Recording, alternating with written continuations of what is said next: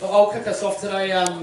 Those that don't know me, I'm Robbie Ferris, dairy farmer from Central North Island and Pasture Summit chair. I do have a connection down here to Taranaki. I went to school in New Plymouth, so I'm not a complete outsider.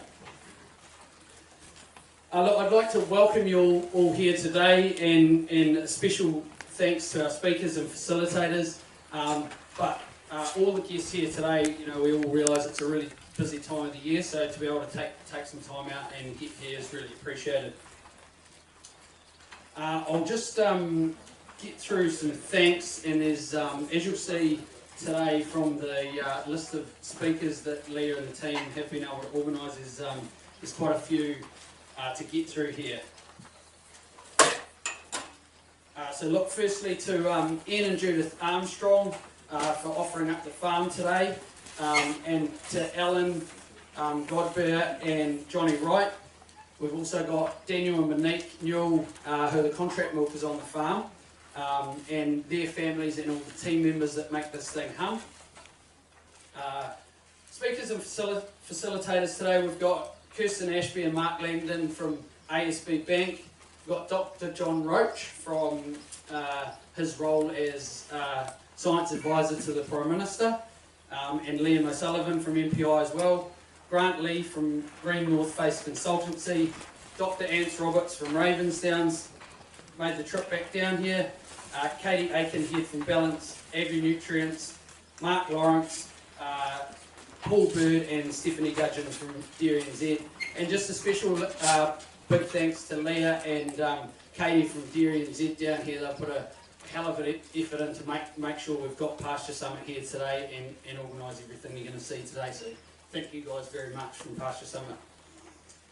To the farmers participating in the panel discussion later today, Mark and Andrew Trolov, Thomas Werder, Liam and Margot Richardson, Harry and Helen Bayliss, Gareth Burke and Corin Smith, and a big thanks to the rest of the DairyNZ regional team here and Pasture Summit committee members for helping out.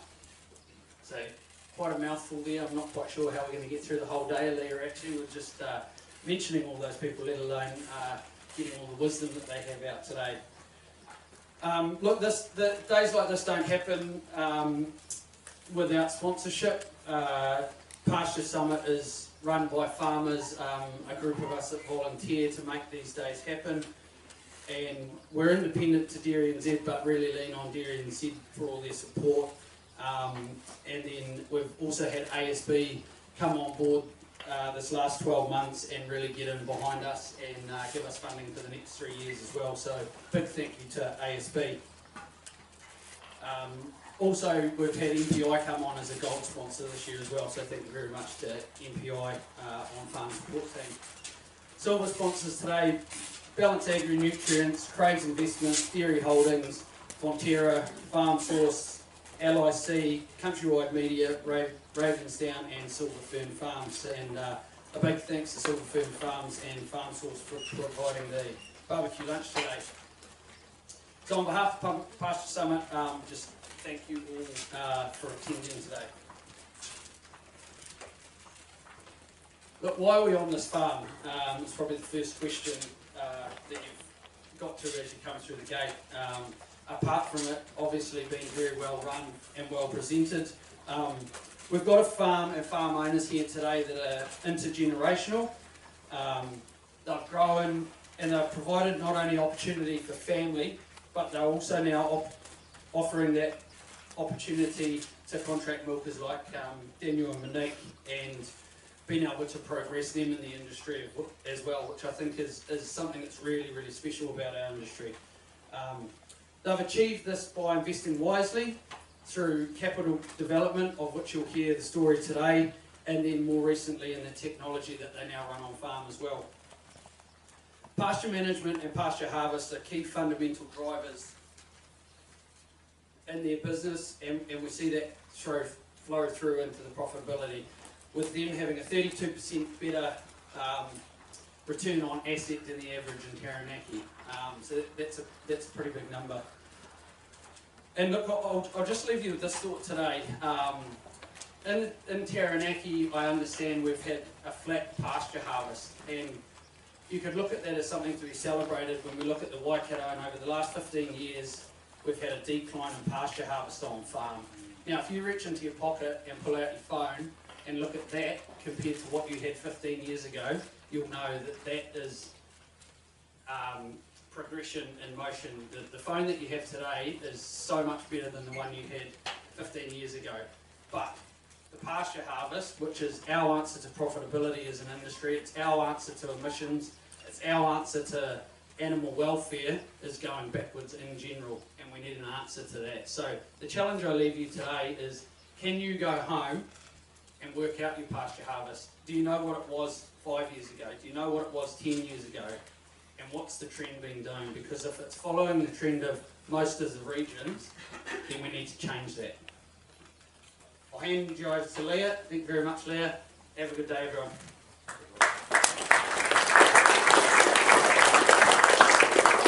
Hey Leah, sorry. I forgot to thank Anne Bird, who you will see running around today. Look, this certainly does not happen with Anne Bird. She organises the whole thing, and like I said, we're a bunch of farmer committee, and without Anne Bird, it would just be, we'd be standing around kicking the dirt, probably complaining about whatever the hot topic is today. So, thank you, Anne Bird. That was a great shout, thank you, Robbie. There's the oil to the machine. Right, as Robbie said, we have got an action-packed day for you today. As Robbie said, my name is Leah Prankerd. I'm the Senior Area Manager for DairyNZ in Taranaki. I look after the central patch. However, today I am going to be your hostess, okay? Because we are going on a journey, and I'm excited. Are you? Yeah. Yeah! Before I kick off, as you can see well, to your left, we've got a farm map here. We have got multiple sessions today. In your handout, so you've got one here in your hot little hands, we have got the agenda on page 5. You will also have on the back of your lanyards where you're going to. Now, for those that aren't aware, paddock 1 is behind us by the solar panels. Paddock 2 is further down the track where you walked in, and that paddock across from where you registered. So just keep that in mind. However, if you are unsure at any stage, please reach out to myself, and there is a bunch of girls around in similar blue shirts who are part of the DairyNZ team, and they can easily help you out. Otherwise, find someone from Pasture Summit. But like any good journey, before we begin, what must we do? Health and safety, exactly. So as a host here, so I'm going to tell you there aren't any lights that will be going into your exits today. We don't have to worry about any baggage falling out of the overhead lockers. But what I will remind you is that this is an operating farm. Okay, so there shouldn't be anyone using the tanker track, but if there is, please be wary. The hot wires aren't hot at the moment, are they? Or are they on? They're on. Hot wires are on, so please don't touch the fences. We don't want to be there today. If for any reason there is the unlikely event of an emergency, no oxygen masks will be dropping from the sky today. We will, however, be congregating out in the concrete pad sort of behind us where there were 3 tractors parked. It's a beautiful open space, so if need be, that is where we will go. Again, please follow the direction of us in our DairyNZ uniforms or those with Pasture Summit. Also, if something does happen, if you do happen to slice your finger open on these amazing booklets that are multiple pages long, I have got the answer for you. I am first aid trained along with the rest of my team. We can provide a plaster for you today. If there is anything else that does come up of concern, please do not hesitate to reach out and we will help you. Toilets, very important. We've all walked past them today. There are 4 just by the entrance into this paddock. Please use them at any time of the day. You don't have to ask to leave. Please use those. Grab tea and coffee along the day if you need. It is hot out there. We do have sunscreen back on that registration table. Please be smart. We don't want anyone getting burnt today. I think that is health and safety done. So I'm not sure if Air New Zealand's going to employ me just yet. The next space on our agenda is I'm going to welcome Kristen Ashby to the stage. She's going to be doing some opening comments on behalf of ASB. She is the head of the food and fibre section there. So a little bit about Kristen. She is born and bred in Waikato and has a rural upbringing. She is passionate about finding ways for New Zealand businesses to be sustainable and economic, and also extremely passionate about finding, I suppose, a sustainable future for tomorrow. So welcome up, Kristen. Thank you.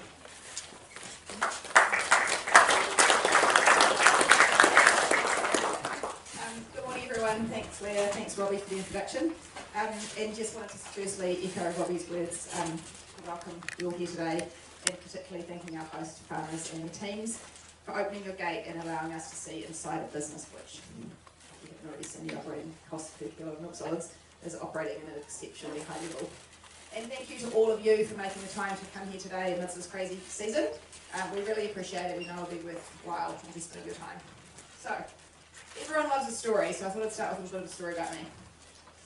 I was born in the Waikato. I'm the youngest of 6 girls in a kind of rural setting, I suppose.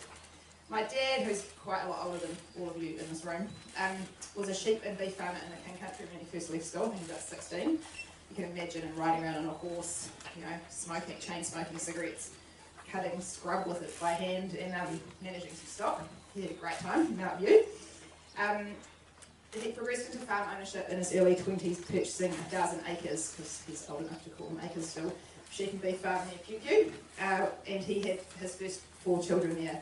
When his wife died, he remarried my mum and swapped his love of stock for his love with machinery, sold the farm and started up an agricultural contracting business in Cambridge, which was where I was born. So I grew up with my bedroom window view of a couple of large sheds with a lot of large tractors and equipment, and the sounds and smells of diesel wafting through my bedroom window. One day, I was sitting in our home office in a big chair, chatting to my friend on the phone, landline, call waiting, I was just ignoring that. I was about 14, and I looked down, I was with my friend, and I saw this bank statement on the desk, and it said negative $20,000. And I just dropped the phone, and I went into shock, and I started crying, and I was like, oh my God, we're bankrupt. We're bankrupt. And I sat on that for about a week, and I thought, I'm going to have to leave school, get a job, I had to stop my piano lessons. And after about a week or so, I said to my mum, like, we're bankrupt. And she laughed at me. And she said, oh, nah, it's fine, every business has a big overdraft, that's all that is. So my 14-year-old involvement in our business was answering the phone, taking chips and beer to the working boys on Fridays, doing the dishes while my mum disappeared to do the dreaded GST return. But otherwise, I knew nothing about my parents' business. I was taught never to ask how much something cost, and never to ask how much anyone earned. I went to quality school and had a good university education, but I wasn't allowed to drive a tractor or a boat. I can't bank a trailer, I wasn't allowed to grease machinery, and I couldn't see how we ran a business.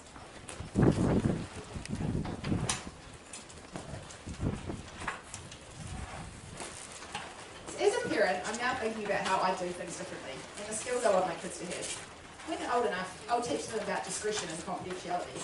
And then, I'll bring them to the table when their bank manager visits. I'll take them to see the accountant and show them the books. I'll explain return on capital, risk and return, fixed cost recovery. I might even get them doing the GST return. Yes. And when they're on a farm, I'll encourage them to learn about animals and water, pasture, soil, and gain as many practical skills as possible. And I'll bring them to the Pasture Summit, and I think I saw some young people here today. Luckily, I turned out okay, and I was taught confidence, and I've learned in many other ways. But this story is a great reminder of how important it is to attend events like this.